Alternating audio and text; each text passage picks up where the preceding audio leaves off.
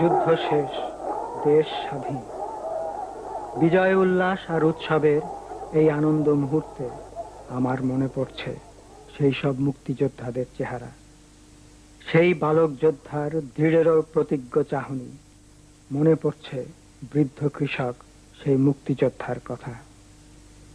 আমি কোনোদিন ভুলব না গামছা মাথায় সেই স্বাধীনতার সৈনিককে, যার সাহসিকতা ছিল কিংবদন্তির মতো।